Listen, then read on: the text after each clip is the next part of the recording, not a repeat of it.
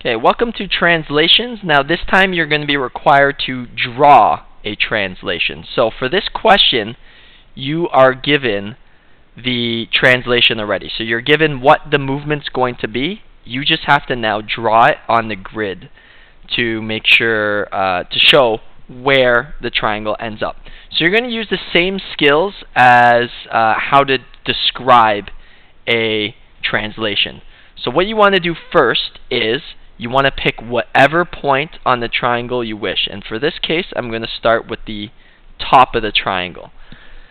So the key is always to be consistent of where you're going to go. So when I finish this translation, I'm going to draw the point, the top of this middle triangle, and that's where I'm going to draw everything from. So when I translate this, I'm going to start with the 6 squares going left.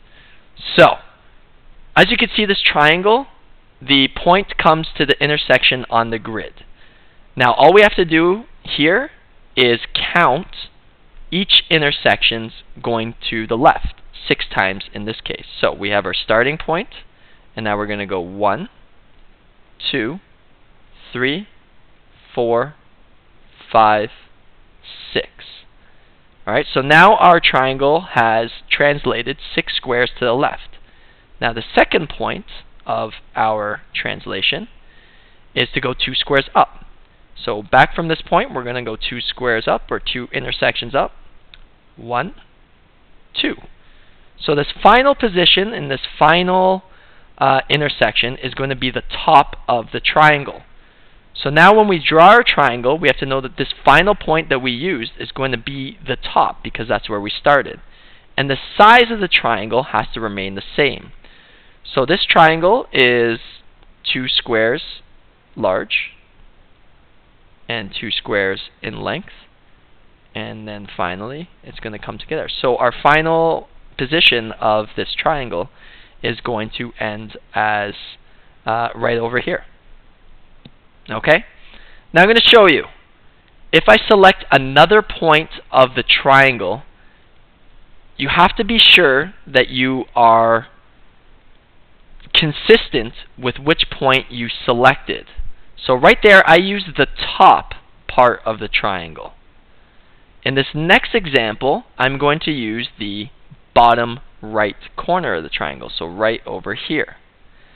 But I'm going to do the same thing. I'm going to count the points. Okay, so I'm going to start with 6 squares left. So I'm going to go 1, 2, 3, 4, 5, 6. Alright, and now I have to go 2 squares up again. So once again, I'm going to count 1, 2. So as you can see, the path is a little different. But you have to remember that this time we started on the bottom right corner. So now when we draw our triangle, I'm going to want to draw from the bottom right corner and go upwards. So I'm going to start with the bottom, and the bottom right corner is going to go across to the left corner. Now I'm going to go upwards to the middle and finish the triangle. So as you can see, it kind of takes a different path. However, the final position is going to be in the exact same spot. You just have to be consistent with which point you selected on your object and start your drawing from there.